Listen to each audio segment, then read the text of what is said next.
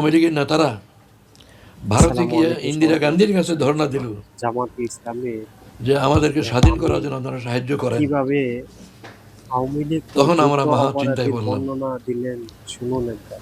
যে ভারত তো আমাদেরকে ওনার স্বাধীন করতে আসবে না, যে অভিজ্ঞতা থেকে উনি তারা আজও এই তাদের স্বার্থে, কথাগুলো প্রকাশ করে সবাইকে জানাইছেন, তারা আসছে তাদের স্বার্থে। সত্যি আমরা সেই এই স্বার্থটা কি? কথাগুলো না শুনতে পারলে এক বা নম্বর শর্ত হলো না তাদের দেখলে বা চির না দুশ্মন জানলে পাকিস্তানকে দুর্বল করা। হয়তো বা আমাদের অনেকগুলো ভুল যদি ধারণা পাকিস্তান থেকে থেকে ইস্ট পাকিস্তানকে আলাদা আওয়ামী করতে লীগ পারে, তাহলে সম্পর্কে পাকিস্তান দুর্বল হলো। যুদ্ধ অপরাধী কাকে বলে দুই এবং নম্বর, বাংলাদেশ ভারত পাকিস্তান পাকিস্তানের সম্পর্কটা ভারতের বাইরে, সম্পর্কে উনি যেভাবে বিস্তারিত আর আমরা বলেছেন, পাকিস্তানের ভারতের পেটের আমাদের ভিতরে। চারিদিক সত্যিকার ভারত, অর্থে দক্ষিণ পাকিস্তান দিকেও ও বঙ্গোপসাগর ইন্ডিয়ার তাদের হাতে, যে একটা আন্দামান বিভেদ, নিকোবর দ্বীপপুঞ্জ সেটা তাদের হাতে। সম্পর্কে যুদ্ধবিরতি আমরা ইস্যুটার মীমাংসা করে দিয়ে গেলেন। সত্যি ভালোভাবে বুঝতে এখন পারলাম ও ৩০ জানতে বছর পারলাম পর, যে এখন ৪০ বছর হয়ে গেল। প্রকৃতপক্ষে বাংলাদেশের কে বন্ধু আর কে ৪০ শত্রু। বছর পর আগেও যারা শত্রু এই ছিল, ইস্যুটাকে আবার খাড়া আর করা হলো এখন কেন?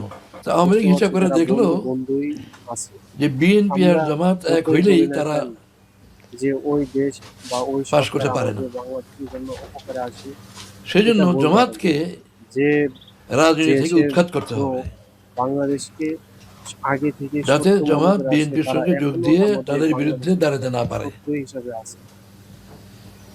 ওনার কথাগুলো এইটাই বা ওনার একমাত্র কারণ যুক্তি যে জামাত বা ইসলামীকে ওনার নেতৃত্বহীন বাস্তবতা করতে হবে। বার্তাগুলো আপনি রাজনীতি শুনেন, ময়দানে তারা যদি ভূমিকা পালন উপকৃত না হবেন করতে বা পারে, দেশের জন্য সেই ব্যবস্থা করতে হবে। উপকৃত হবে এই এবং কারণে আপনার এই ভবিষ্যৎ যুদ্ধবিরতি গালিটা যারা আছে এই তাদেরকে ২০০১ সালের এই নির্বাচনের পর বার্তাগুলো থেকে পৌঁছিয়ে দিলে চালু হয়েছে। দেশের ৭১-এর উপকারের পরে জন্য ৩০ বছর পর্যন্ত অনেক ভালো হবে। কোনো দিন আমাদেরকে আমি যুদ্ধবিরতি তো বলেনি। ভিডিওটা দেখলাম, আপনার ভিডিওটা দেখুন, যুদ্ধ তো না ছিল। টেনে শেষ পর্যন্ত দেখবেন। শেখ ভালো মুজিব সাহেব লাগলে নিজেই কমেন্ট শেয়ার করে যাবেন এবং এই অন্যকে দেখা সুযোগ এই করে ইস্যুর দিন। মীমাংসা করে দিয়ে গেছেন। পাকিস্তান সেনাবাহিনীর ১৯৫ জন সেনা কর্মকর্তাকে তিনি যুদ্ধবিরোধী সাব্যস্ত করেছেন, তালিকাভুক্ত করেছেন। ওই তালিকায় কোনো সিভিলিয়ানের নাম ছিল না, এবং তাদেরকে বিচার করার জন্য একটা আইনও করেছিলেন। আমরাও চাই যে বাংলাদেশে সেই আইনটা দিয়ে এখন মাফিয়া আমাদের যেন বিচার কোনো করার দেশ চেষ্টা বা চলছে। কোনো